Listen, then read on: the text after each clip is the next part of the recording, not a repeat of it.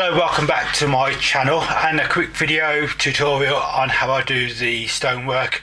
And how I paint it really. Dave Watson at Dean Park asked me to produce a video for him, and this is how I do it. So the finished item for now anyway is this retaining bridge abutment. So you've got some grass on top. The stonework is from wheels, and it comes in sheets. They're not massive sheets, but that's how it comes in like a beige plastic. So the idea, I'm going to show you how I built this abutment. Basically the bridges are the same as well, and it all starts with humble whiteboard. So it's foam board. I get this from the NEC from Worley after the show. It's what they use to do the partitions. It's cheap, it's free, so even better. So even if I completely balls up the basic structure, it doesn't cost me anything, and it's good to play with. It's easy to cut. It glues with Yoo-hoo, so it's great stuff. I did try this stuff which I got from B&M, but that doesn't seem to work as well. The Yoo-hoo is far better. It glues. So basically what you want to do is produce a basic structure like this. So it's just cut to shape, using loads of little tabs to build. So it's quite a strong structure. I use plastic card to give it some relief, so it's not just a flat shape. So you can see there's a layer of plastic card underneath this bottom edge, just to give this edge a bit more shape. And then the idea is then you glue with Yoo-hoo, you glue your stone sheet on. So again, I'd have a bigger sheet there, so I'd glue it on, cut the corner off, and that corner piece goes there. That's fairly quick. What takes time is when you're cutting around the posts and the pillars, because you cut it to size and then you've got to miter the corners, so that takes a while to do. But after a while you end up with a structure similar to that. So this has been glued in place, everything's been cut, it's been sanded. I've used newspaper inside there, pushed inside to fill the gap. Then I've gone over the top with fibre mould, or you could use sculpture mould, whatever you've got. I like it because it's easy to work with, but you can smooth it off if you need to, so you can get in there with and give it, this is still damp, but you can still get in there and smooth it off. What I need to do next, before I do anything else, is I need to fill some of these little gaps. So there's some tiny little gaps in the corners, and the way I do that is Deluxe Materials Perfect Plastic Putty. I know Richard Everard used it recently. It is a fantastic product. It's easy to use, but it's an acrylic filler rather than an oil-based filler. So the way I use it is a bit of cap, tiny bit of Tamiya X20A thinners, and you just push tiny bit of plastic putty into the bit of cap with the thinners, and you mix it together.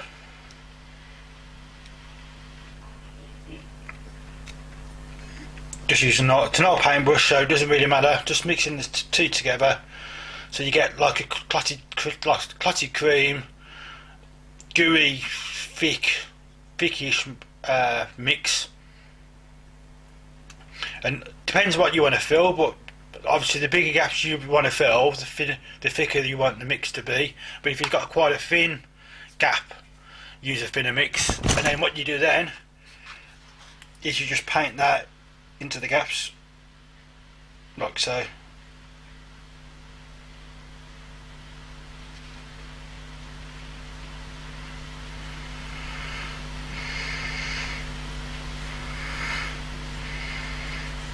It looks a bit messy for now, but it does work. Trust me, it does work.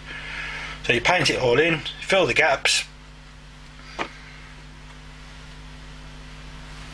So just painting the gaps.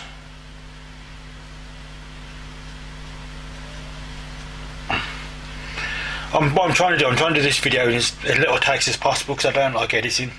It's not my... I just get bored. Sorry. No. So yeah, if I can do it in one take I will. Well, as little takes as possible I will. So yeah, just fill in the gaps in the model. Slap it on. Doesn't have to be tidy. All you're trying to do is fill the gaps. So I'm just filling these gaps in the there we go, so there's that one. Down there if you can. Along the bottom edge there.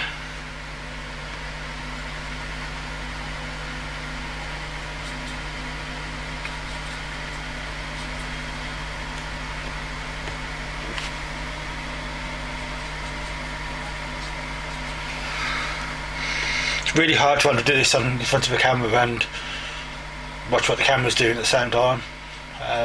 Make sure I'm still in shot. So if I do get out of the shot, I apologise.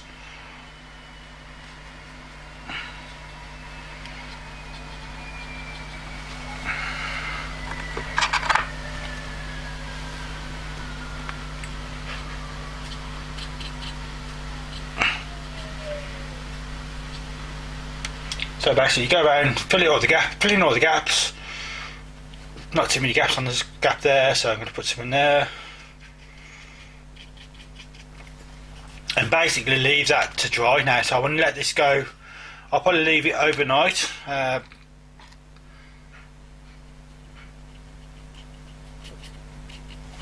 you go. So that's not too bad. It's probably hard to see what I've done, to be fair, other than just being white. So I'm going to leave this to dry now overnight, let it completely go off, and then the plan will be then to come back with cotton buds once it's gone, it's dry.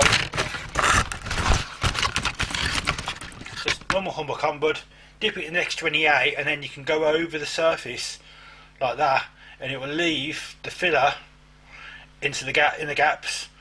You might want to use the back end of a blade, or if you've got like a dental, get one of these. Just you can go through and to rescribe any gaps. But the idea is you're not sanding the surfaces. So again, there's a filler there we don't need it, and it comes off. But the difference is I'm not using sandpaper, so I'm not damaging any surfaces. I'm not taking away plastic I don't want to take away. I'm just wiping away what I don't need, and it will just, like I said, stay in the gaps. It's a really good way to work. Use the filler, because straight away I've cleaned that joint up. I know it's plunging it a bit too quickly, but it's left the filler where I want it to be. I've cleared the top surface off, and no sandpaper, no damage detail. If you're working with panel lines, especially raised panel lines, you want to fill a gap, it's perfect for that because you don't do any damage to the model. So we've took an initial build from there to there. The other thing I've thought about is obviously working with something like this is if you make a mistake, you chuck it in the bin. It doesn't matter. It's you know, it's a few pence worth of it's free foam board. When you start buying your plastic card, your embossed plastic card, if you make a mistake and you throw it away, you've spent 4, 5, 6 quid, maybe more, on materials. So it's a good thing to use, and like I said, it's cheap. From there, I then go on to using a primer coat. So all I use for the primer on mine is I airbrush on XF54, which is a Tamiya mid-grey. So that gives you that section there. So there's your original colour, there's your primed section. Okay, so I'll move on to painting next. So how do I paint the stonework? Really simple, nothing complicated. Section of Tamiya paints there. So I've got multiple colours. So we got XF57, XF52, XF60, XF59, XF20 and XF19. I've also got some Vallejo stone grey, which is 70.884, which is the trim, but again really simple. Paintbrush, go with 57 first, and all I do is give the paint a good shake, working at the top of the cap, just take the paint off there, a bit on the brush, and then I'm going to start picking out individual stones. This is really hard, but picking one stone.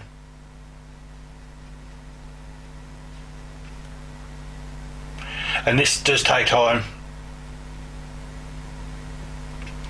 So one there. Again, I'm not going to sit here doing painting all of it because it takes too long, and it's like I can't. I'm really struggling to paint with it up there. Trying to show you where the what I'm doing. But there you go. There's two stones painted. And what you do, you work your way around. Different colours. Like I said, I'm not going to show you every single colour, but you just work your way around, different colours, build up the different colours, different textures, and you end up with something like that. So again, you can see the painting isn't perfect. It doesn't need to be perfect, but the idea is just to break up the colour of the wall by using different colours. From there, I go to acrylic varnish, which is just a humble varnish, and I just give it a quick mist coat. I'm not going to do too much because I don't want to do spraying aerosol in front of a camera, plus I've got no mask on, but that's the idea. I'll give it a good coat of acrylic varnish. That seals all the work you've done already, so you don't get any damage. And then I'm going to leave it for 24 hours, so we'll come back tomorrow and I'll show you what to do next. Okay, so we're back. So what I've done, I've added some grass. So it's a mixture of WWS, woodland scenics and miniature grasses, different colours, different lengths. Started with the smallest, getting longer, and then finished up with the sort of light straw coloured grasses, just to give it that wild look. So now we're going to go back to the stonework, and I'm going to tie this all together now and finish it off. So to finish it off, we're using some washes. I've got dark brown, humble wash, I've got a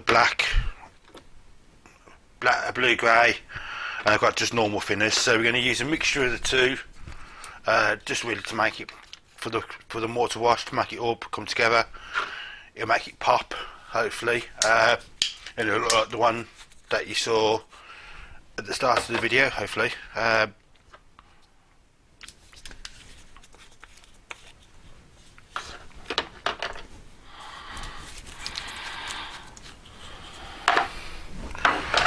So I'll start with brown maybe.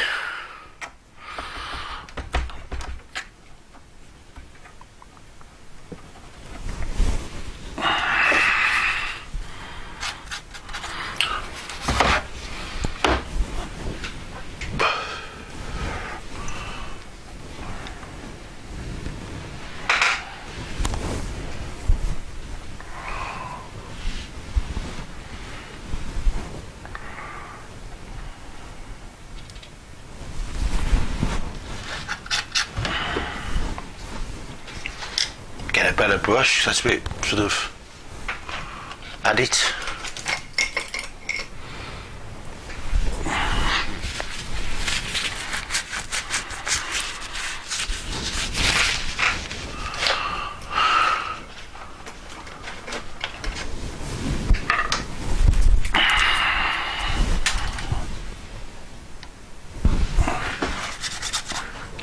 So that's gone on quite thick, so that's quite a thick wash there, so using just a thin down mix, and go over the top, and then work that into all the gaps into the mortar.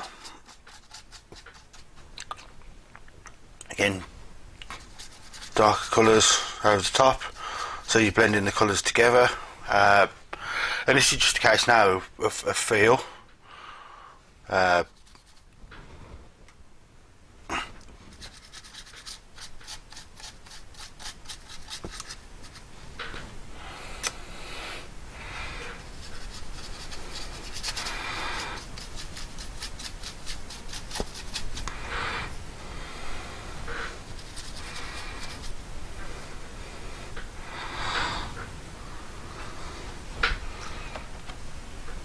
And I'm just using a mixture of the different colours and the thin down, just the thinners, just to get the effect I want, really, more than anything. But straight away you can see it sort of hides, it brings all the colours, the different colours on the stone together, so it doesn't look like a patchwork quilt.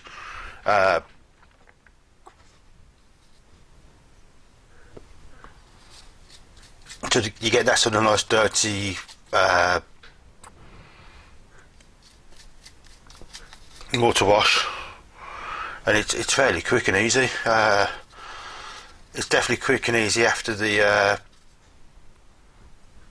after painting all the individual stones. Obviously there's lots of other ways you can do the stonework. You don't have to just do what I've done. You can use a big brush and dab on the different colours.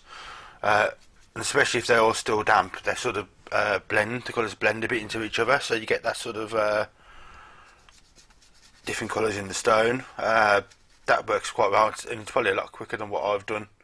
But the best thing to do is try different techniques. Get a scrap piece of whatever you're going to use, the stone or wherever you're going to make brickwork, and then just play with it and use different techniques, whether you use a paintbrush or a bit of sponge or whatever you want to do, and just see what works for you. Again, with the colours, you don't have to do, I've used Tamiya paints. There's cheaper options, so you can go to something like the range and buy some acrylic paints. I like Tamiya because they've got really good coverage, and the pigments are quite strong in the paint. So you get a really nice, they're just really smooth and bomb-proof and work well every time. But you can use, cheaper paints. You can use, like I said, the range, Hobbycraft. They do cheap ranges of acrylic paints, which work just as well. You just got to find what works for you and go and do it. And again, you can change the colours depending on the stone. So if I wanted more of a sandstony colours, I'd use more of the sands, the browns, and less grey. If you want more of a stone, like a grey stone, again use different shades of grey.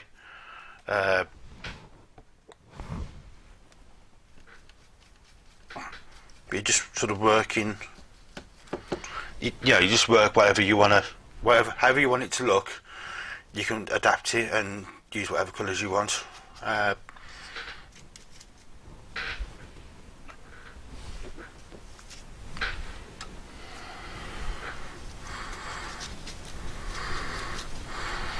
And sometimes that's gone very black now. So if I add a bit of brown to that, it just again I can just change the colour.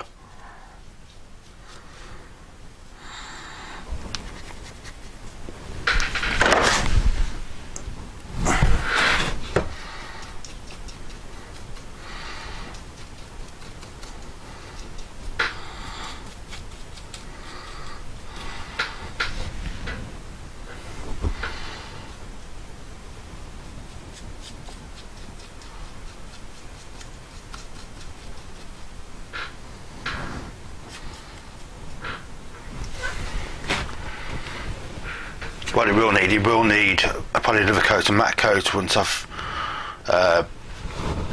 finished, really, just to take if there's any shine on it. A bit of grass coming off, so again just go back. That's a bit sort of rough there, so just normal thinners. I can take some of that colour back.